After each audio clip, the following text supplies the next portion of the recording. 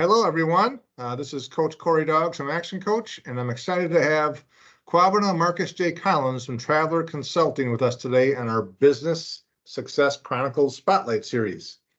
Kobena is the founder and principal consultant of Traveler Consulting and is a diversity, equity, inclusion, and belonging, a DEIB professional and master facilitator. He holds several certificates in DEI, marketing, strategy, and leadership, 2 degrees in education, and a lifetime of experience. He's been an advocate for DEIB in a professional capacity since 2008. A product of an extremely diverse household, he became naturally enriched to learn about different cultures. As a self-proclaimed confused kid, Kobena has worked diligently to help create an environment where everyone can have a place of psychological safety where they feel supported to achieve their highest potential. And having come from a multi-ethnic, multicultural environment and having the opportunity to travel to 10 countries, his immersive global experience has given him a unique perspective that very few others in the world have. He has studied DEIB best practices since 2014, and in 2015, he began to build his own national brand as a strong leadership manager, developer, and DEIB principal consultant. He's been featured on many podcasts and vodcasts across the country and world, sharing his knowledge and experience with the world, including Dr. Nika White's Intentional Conversations, Dr. Deanna Singh's Uplifting Impact, the C3EB Summit of 2020, C-Network, and the 2023 Global Career Re-Strategizing Conference, along with many more. Kobena has held many different positions in numerous organizations over the past decade, including playing an integral role in the building the foundation of the diversity and inclusion efforts for Kohl's corporate offices, where his work impacts more than 100,000 associates every day. And most recently, he was named to the top 100 DEI leaders by Proven Base, a technology company focused on diversity and inclusion. Kobena is also a community advocate and a proud member of the Alpha Pi Alpha fraternity. He serves on several boards, including serving as a commissioner for the Milwaukee City Service Commission and the government's chair for the community, a nonprofit aimed at supporting justice-impacted individuals and families and correcting the narrative. Kobena is a native of Milwaukee, Wisconsin, where he resides with his family. His favorite quote is from Muhammad Ali, who said, "I try to learn as much as I can because I know nothing compared to what I need to know." His business is Traveler Consulting. You're going to learn more about that shortly. It's a consulting firm that focuses on helping organizations and leaders create psychologically safe spaces where their employees can thrive while being their truest, authentic selves. At Traveler Consulting, we don't just consult, we ignite transformation. Based on in the vibrant city of Milwaukee, they specialize in experience-focused solutions in cultural empowerment, diversity, equity, inclusion, and belonging, DEIB, as well as leadership development. Their mission is to inspire, illuminate, enlighten, and empower. Something unique about Kobena is he has the unique ability to almost immediately create spaces where people feel comfortable around him. He also has a very unique perspective in life as he has traveled around the world. Literally, he sailed around the world as a college student, allowing him to experience many different cultures. His favorite thing to do when he has downtime is nature walks, golf, motorcycle riding, watching movies, and bowling. Something he's most proud of is just being a good father and a good person. And that in general has allowed him to have an impact on many current and future leaders. So it is my pleasure to welcome Kobena to the show today. Hello, Kobena. Hey, Corey. Thanks so much for the introduction. I'm so excited to be here today. All right, awesome. So we're going to dive into some questions. So first one is tell us a little bit more about your personal story. Like where were you born? Where do you live? Your family, hobbies, just a little bit more about you. Yeah, sure. Thanks for asking. So I'm born and raised in Milwaukee, Wisconsin. I went away for a little while for college, went to Lake Forest College down in Illinois. All my schooling was a part of Milwaukee Public Schools. I went to Hartford Avenue Communications Art School from kindergarten through 8th grade, and then the number 1 high school in the state of Wisconsin, which is Riverside University High School, at least when I was there. Okay. Might be a little bit of bias, but I do believe when I graduated, we had the highest graduation rate. But, and then, again, my degrees are in education. I have, done a variety of different things from higher education to classroom teaching to, a variety of different professional roles, corporate, nonprofit, public sector. Even in college, I did. One of my favorite jobs actually was a meat truck driver. So a place called Nuremberg Meat Company out on the west side, far northwest side of Milwaukee. I had a big refrigerated truck for the summer. I loaded that bad boy up with frozen chicken and pork chops and big 100-pound bags of rice. And I just carried those up and down stairs, took them to Summerfest, things like that. Listen to my music on the road and got a good workout. But, since I've done that, I've done construction. I think that what that's done is give me opportunity to have a lot of different perspectives, to be able to stay connected at the ground level, but also have the ability and the skill set to manage at a very high executive level, working with, whether it's community leaders, city leaders, corporate executives, and as well as the people who are on the front lines and everybody in between. So awesome. How old were you when you realized you wanted to have a bigger impact? I always still say, I still don't know what I want to be when I grow up. I feel like I'm getting closer every day. What I would say, I had a teacher in high school that I won't say he bullied me, but and especially in today's environment, it wasn't bullying. He definitely pushed me to run for an office my freshman year for student council. And I did not want to do it. I did it begrudgingly, and I ended up, because I had to write a speech and I had to do that speech in front of the entire student body in order to get the votes for the election. And I ended up winning. And after that, I started to just kind of fall into leadership roles. But I would say it was in college because my father always taught me to network.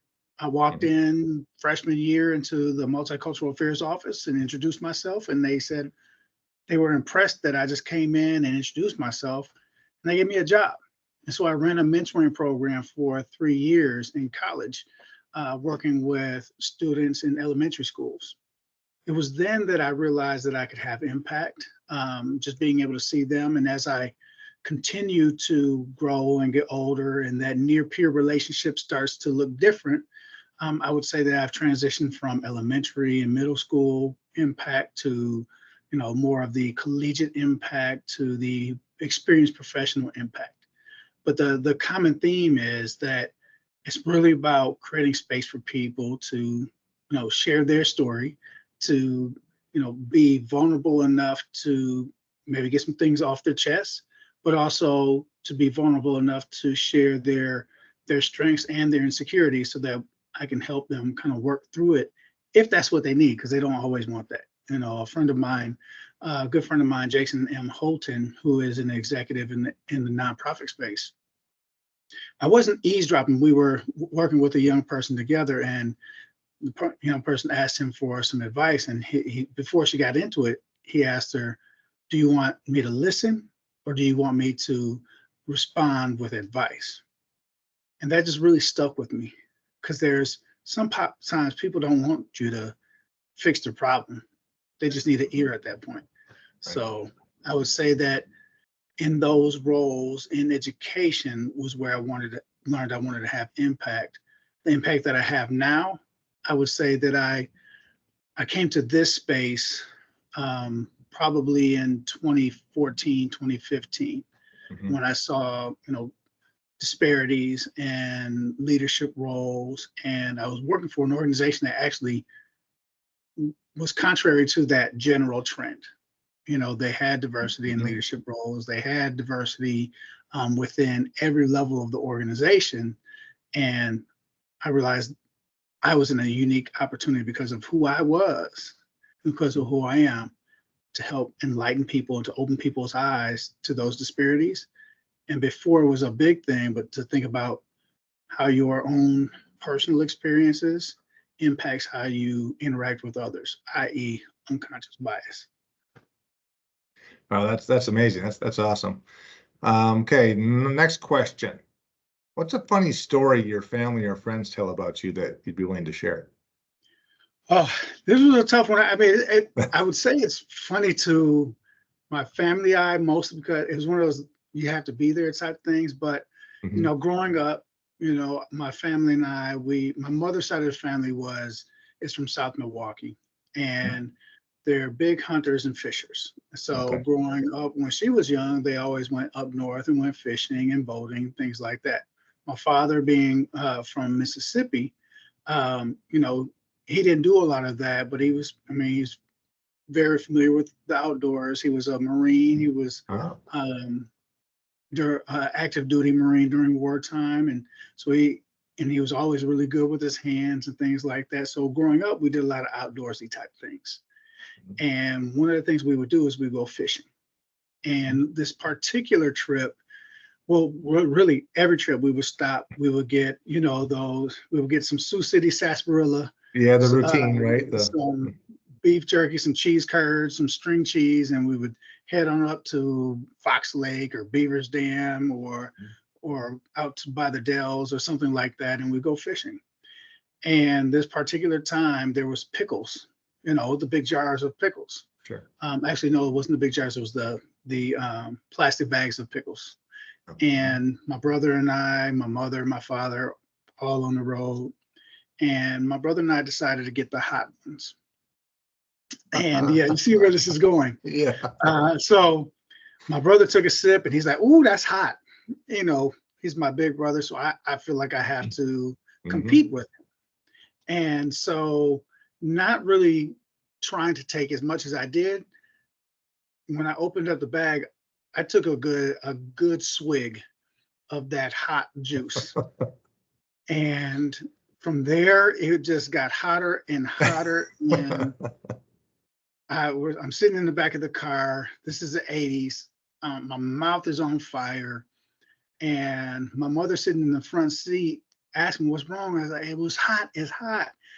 And it was so hot, I drank as much milk as I could. I ate a half a loaf of bread. Coming down the street before seatbelts was mandatory, I was sticking my head out of the window because my mouth is just on fire.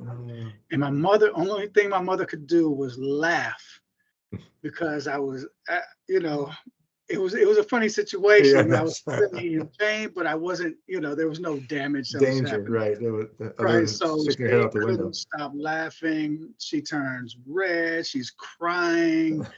15 minutes later, she's still laughing, and I'm still eating bread. So whenever we think about, you know, those trips, that's always one of the ones that comes up with and my mother still gets a good tickle out of it. Great memory. Great. Thanks for sharing. Do you can you eat spicy food now? I still don't mess with the pickles. All right. Live and learn. Yes, indeed. I later would learn. We'll talk about it a little bit later, but I've learned how those become very good lessons. Yeah. Yes. Life lessons. They're all over the place all the time for us, right? Absolutely. All right. Thanks. Next question. So tell us your story of how the business came about, and at what point did you have the confidence that you could just start and run your own business? Yeah. So there's two very different timelines along with that. So when the business that I currently own, Traveler Consulting, officially started in 2016, I think the seeds definitely started significantly before then. I've been doing facilitation for a long time. 2005, 2006, I was working for a for-profit educational institution, and my role was essentially initially was to book people to do presentations in schools. Funding ended up making it so that I had to book and facilitate. And so, again, my background is in education, so it wasn't a huge thing. I had run programs before. And in that next year, I facilitated 175 workshops across the 13 counties around Milwaukee. Wow, in a year. In a year. Okay.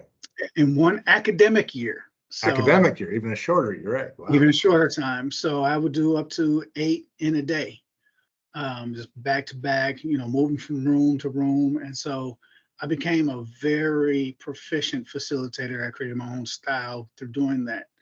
I think that started to create, the seeds to Traveler Consulting, which primarily does both coaching and creative, customized learning experiences. And I call them learning experiences because through the years, I've learned how to engage people in a way that not many presenters do. And so that's why I call it an experience, not a presentation. And so in 2016, I started to be recognized in different, not from an award recognition, but people started to notice the work that I was doing. And then they would ask me to come and speak. And so I started this company because I knew there was more to it. I just didn't know what that was. And over the next, I'd say, couple years, it was just there, just waiting, it was baking, right? So a seed had been sown, but it had yet to receive the water and the extra nutrition that it needed to grow. So in 2020, before the pandemic, I was with the city of Milwaukee, and I was ironically was transitioning out of the city to a major Fortune 300 company. And I was asked to speak at another Fortune 300 company for their Black History Month on diversity and inclusion. And that was my first corporate major speaking engagement. And over the next year, I would be asked by multiple different organizations and entities to be on their podcasts and speaking on a variety of things, from just general broad diversity, equity, inclusion, and belonging, what I call the 5 R's in a DEIB strategy, which is recruitment, retention, reputation, representation, and resources. And then it could be on just my story. And, again, in my bio, you read that, I a self-proclaimed confused kid, right? Mm-hmm. My mother is white, my dad is Black. My mother's from South Milwaukee. My father is from South Mississippi. So very two different backgrounds, and dealing with that when it was not a huge thing. It wasn't too long before my parents even got together that it was legal for interracial couples to be married. And so, you're in a space where there's not a lot of resources. That's why I put that last R on there. Resources is so important, and just trying to figure it out. And that has allowed me to you infuse that into Traveler Consulting. And that's also has allowed me to not be judgmental, and not only to not be judgmental, but to create this space where people don't feel as though they will be judged. Because there's one thing to say, hey, I'm not going to judge you, but that vibe is just not there. And I fortunately have been in a space where I don't even have to say it. It's just the vibe that speaks for itself. And so in 2020, over the next 3 years, I would do multiple different speaking engagements. And in 2023, I went out on my own, and there was a couple people that really had an impact on my confidence to being able to do the work from a content standpoint. Obviously, there's all those different experiences over the previous 3 years. And then there was, one person in particular that just was really like, man, this is it, man, go do it. And then from a financial standpoint, my first job out of college was managing, a relatively large budget, a 6-figure budget. I've managed up to, $2 million budgets. So from the administrative and financial side, I always felt comfortable, like I could do it. It was the content that was holding me back. And so in 2023, when I really emerged with my organization and full-time entrepreneurship and consulting and facilitating. That's where it really came together. That's when those buds started to bloom. Awesome. Well, that's a good segue, because now I'd like you to tell us more about Traveler Consulting. Yeah, for sure. So Traveler Consulting is an organization that we really focus on creating experiences. I talked about that earlier, but an experience is not just being in the space. It's engaging in the space. It's even some of the feedback that I've received. So just happen to have one from a recent facilitation where I did is a 2-day session on foundations of leadership. And who wants to go to a 2-day session, right? Typically, though, a lot of times people will feel like, oh, that's just going to be so draining, and I'm going to be done. It's 2 days of class. And so, this particular person said, I enjoyed the instructor, Mr. Kobena-Marcus. His energy was great from the beginning to the end. He was very knowledgeable and engaging. Overall, it was phenomenal. It did not feel like a class setting, more like an experience. And so that's what Traveler Consulting does. We create experiences for people so that they can internalize the content that will allow them to use it in the day-to-day. High school AP psychology taught me that memories are connected to emotions. So if I can use storytelling, if I can use personal experiences, not mine, but their personal experiences. There's a gentleman who, as we were getting to know each other in this experience, he divulged that he wanted to start to do facilitation like what I was doing.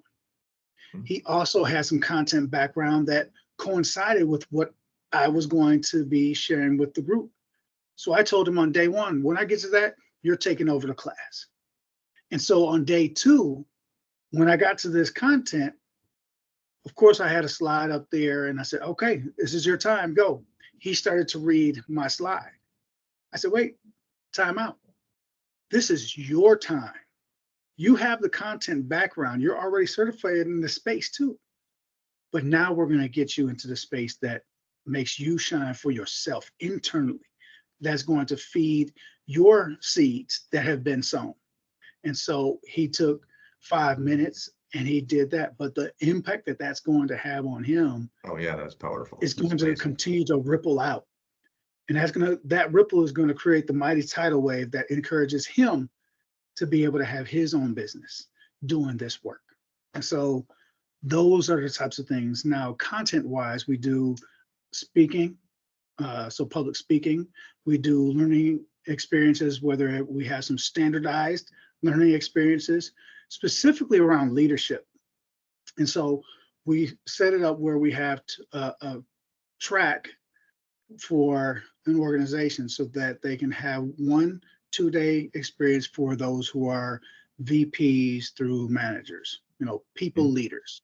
And that's going to be specifically how to infuse psychological safety into a team, into an organization, to create spaces where people can flourish, can share their themselves, therefore sharing their potential. And then that's where innovation comes from, when people are not constricted. And so the other session is for those who are high potential leaders, or people who are just getting into a leadership role, to help give them a good foundation so that as they grow, they're going to be able to create their own true leadership style, but have the verbiage to do that with.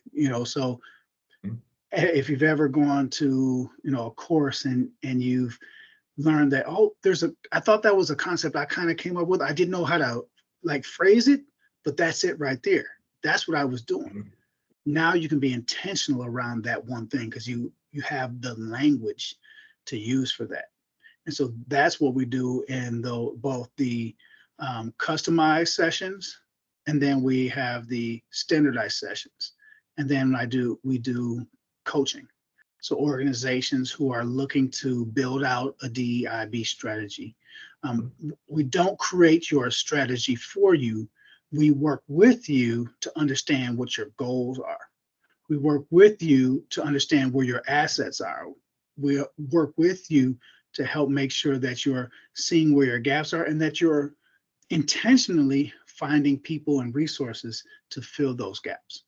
So that's what Traveler Consulting does. That's amazing. So do you do like the 2-day workshops? Do you have like half days? Do you do retreats? So different types of formats like that also? Yeah, absolutely. There's two, essentially it's 16 hours of content. It can be broken down in 4s. Gotcha. So Okay. an organization can either do 2 days back to back. If they were trying to do more of a retreat setting, they could do, 4 hours on every Friday, for a month. That is another option as well. Okay. And is some of that virtual nowadays, or do you like prefer in person? Prefer all in person to create that experience.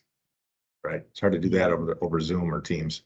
Yes. Now, there are some that can be done over Zoom that are not a part of those programmings. There are some things that happen in those learning experiences that can be done virtually. It's not going to be the same, but it is very consistent with that same vibe. So that's why there are some that can be offered virtually and as ad hoc, but not the entire experience.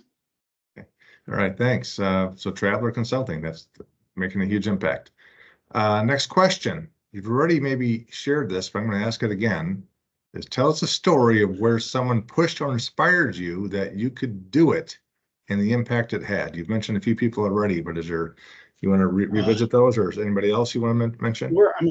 This is a community effort. I did not want to be an entrepreneur. I come from a family, my mother and father both retired from the Milwaukee County. They were both union workers. I was, my plan going to college was to get a salary job and keep moving, right?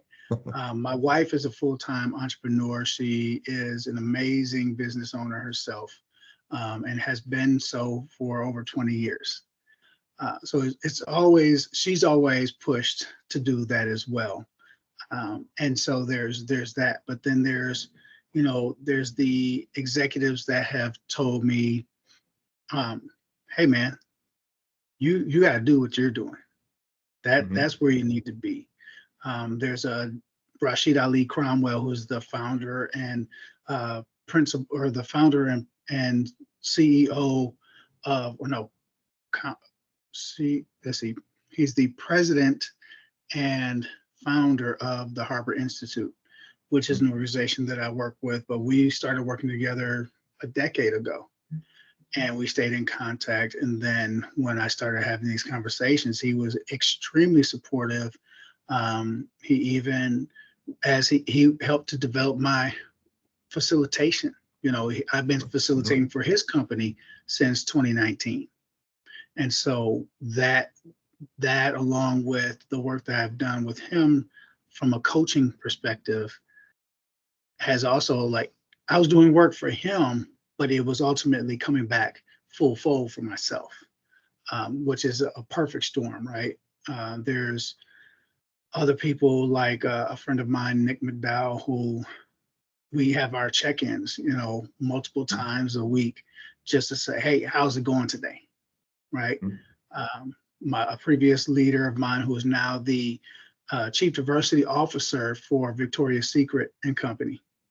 And, she was instrumental in making that transition into corporate America and being able to do it on a corporate scale. I think that was a pivotal point for me, because if I can do this as a part of a foundational team for a national organization that's a part of, Fortune 500, S&P top three, I can do this anywhere. And those were the things that say, hey, Kobena, it's time. Go do it. What's your biggest learning been now as a business owner and entrepreneur? It's a great question. There was a couple of things that popped in my mind when I saw this question. Initially, it was the greatest learning was there was a session, there was a learning experience that I failed miserably. In my opinion, based on what I originally planned to do, it was a failure. It was not controlled enough of an environment. and the experience was too big for what it was designed for. So there was double the amount of people that it was truly designed for. And without the right amount of preparation, it didn't go off the way I wanted. The fortunate thing in that was that experience was meant to create chaos.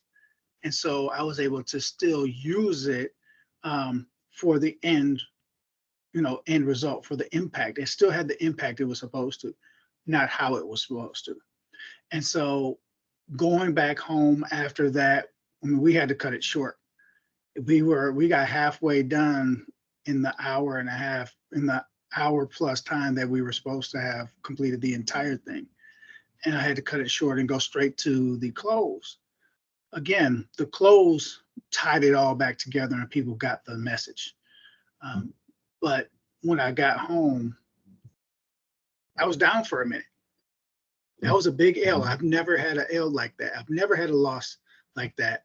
And so I was talking to my friend Nick McDowell, who is similar to my wife, but sometimes your spouse can be too close to it, right? Mm-hmm. And it's like your parents. Your parents could tell you a million times, but some stranger comes to tell you one time and like, oh, that makes sense. Why didn't my parents say it like that? They did. It just wasn't. It didn't land. And so he said, oh man, okay, so what's the lesson? I was like, And he didn't really give me much time to sit in my frustration or my disappointment in what I had done. And I hadn't planned on it. I was giving myself maybe another 10 minutes. But he cut my 10 minutes short and said, so what's the lesson? And it was at that point that one of the biggest lessons I've learned is turn every L into a lesson, not a loss.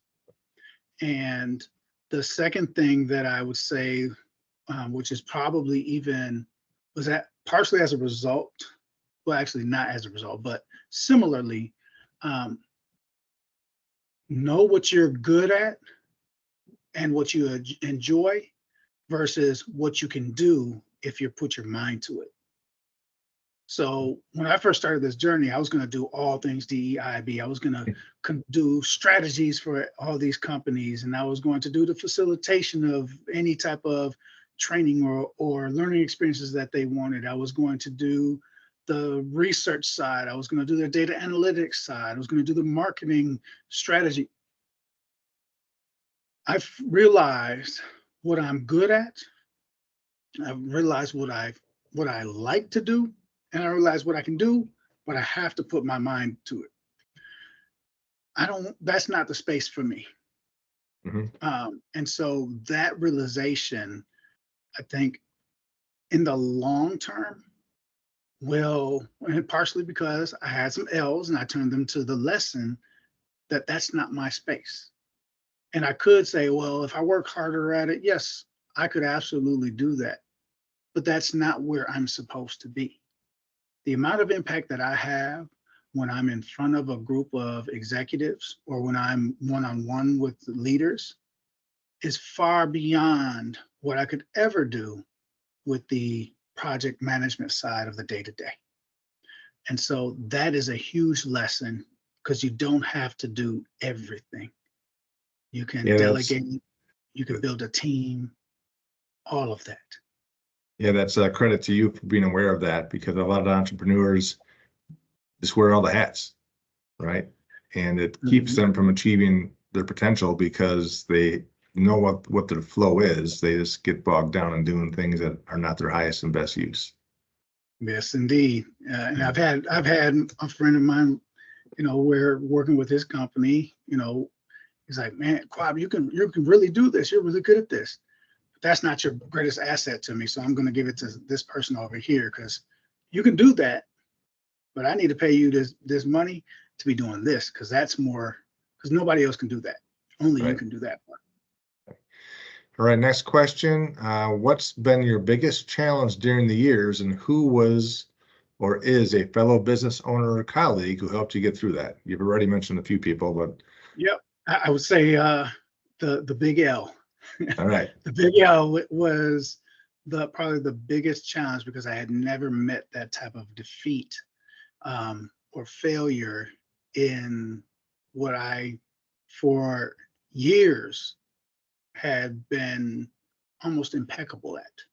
But I want to ask a question on that too, is that you said you had to cut it short. It wasn't what you were expecting. Maybe you weren't as prepared as you needed to be, whatever, but you still landed it. The message got across, right? So it was the people in the room still got a great benefit from it, but you yet were beating yourself up. Yeah, yes, because it was clear to many people that it wasn't going as planned. Mm-hmm. So it wasn't that, like, the message still landed because the way I was able to incorporate the initial intent. Again, I got lucky that the content was specifically to create chaos. It was supposed to be more controlled chaos. Okay. This was just chaotic chaos. It was controlled chaos. But also you have to learn to adapt on the fly, right? Things don't always go as planned. Absolutely. That's another thing I've always been particularly good at, is being on the fly. As a former educator, as a background in recruitment, I've been able to switch and move on the fly. So. All right, thanks. Next one. If you had to pick 3 people in your business owner journey that you are most grateful for being there to help you grow your business, who would those 3 people be? I'd say, family aside, because they're always going to be huge parts to that. Rashid Ali Cromwell, who I've referenced, Nick McDowell, who I've referenced, and the other person that I have not referenced has been very inspirational for me, or to me, because I remember when he first started his business, and he does similar work at a much higher scale, much higher level. He is now 15 years into his company. Is a gentleman by the name of Alonzo Kelly, and his company is called Kelly Leadership Group. And he is the type of person that keeps going, and he stays rooted to where he's from. He is my fraternity brother. He is also my line brother in my fraternity, and he has always pushed and supported me and encouraged me to continue to push myself to do this work that I'm doing now. He was one of those people that's like, hey man, do it. Here's some things that I suggest. He's been my coach in this space.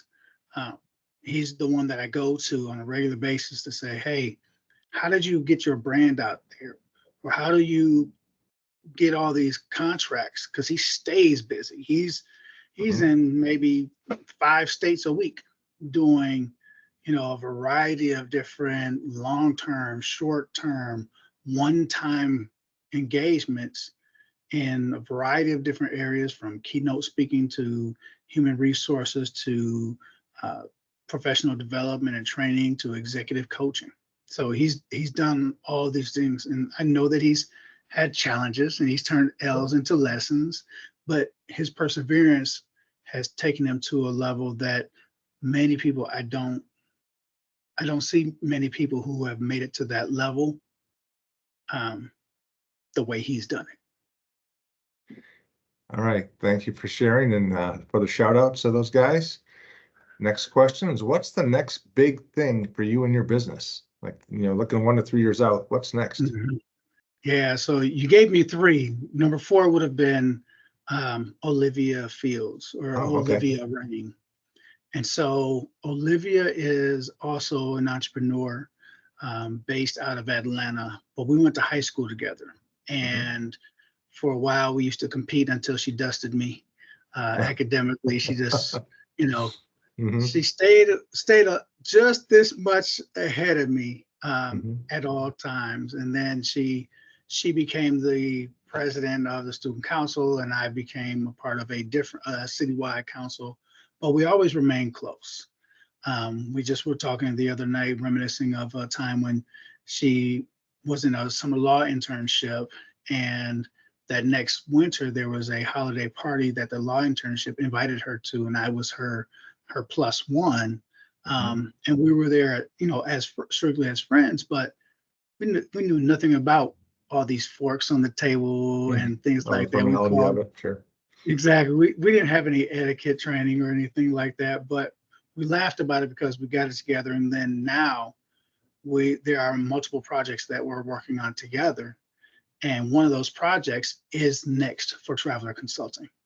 And that is converting some of the content and these experiences and figuring out how to make these self-guided online courses so that people can choose their own adventure and go on their own rate at their own pace based upon where they are now. Because in this space, everybody's at different places.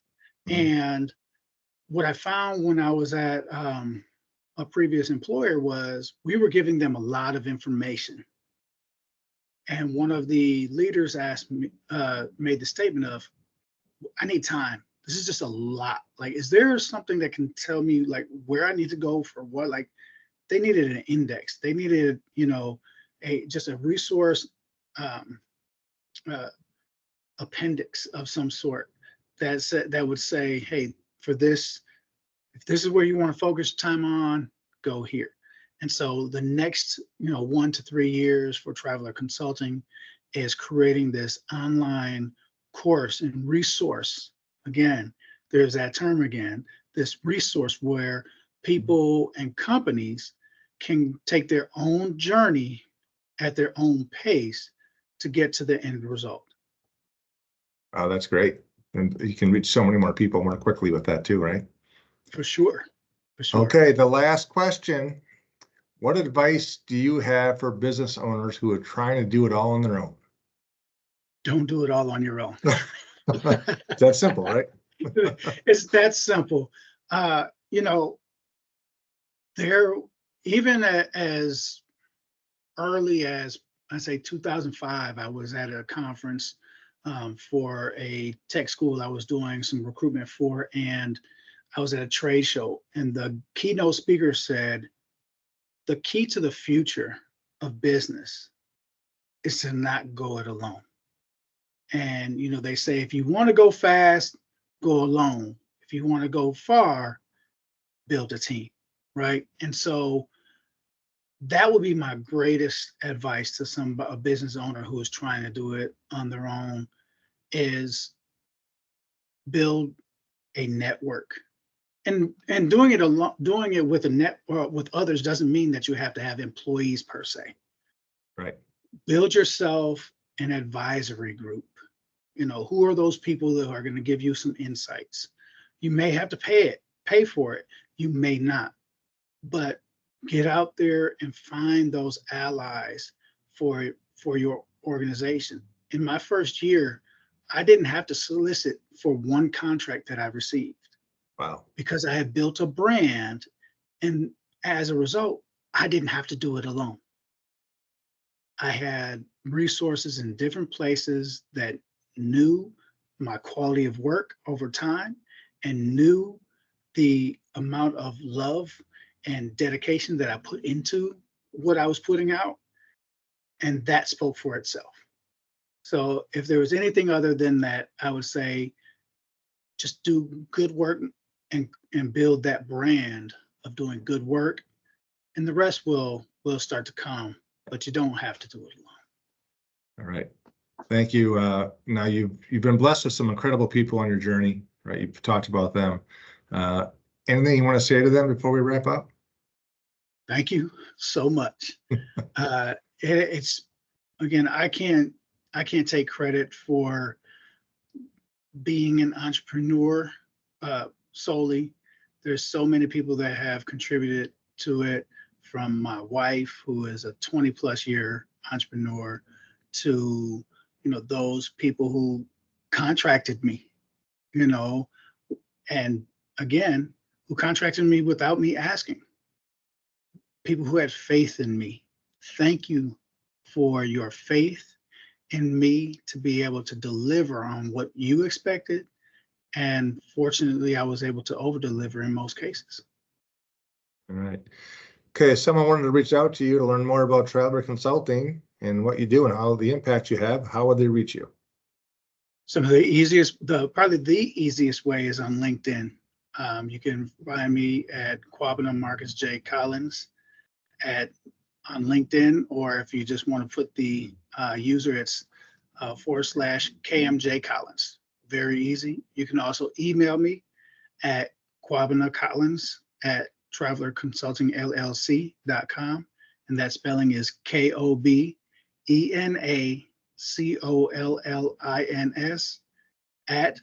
@TravelerConsultingLLC.com. All right. Well, Kobena, it's been awesome getting to know you today. Thanks for sharing, and thanks for being on the show. Thank you so much, Corey.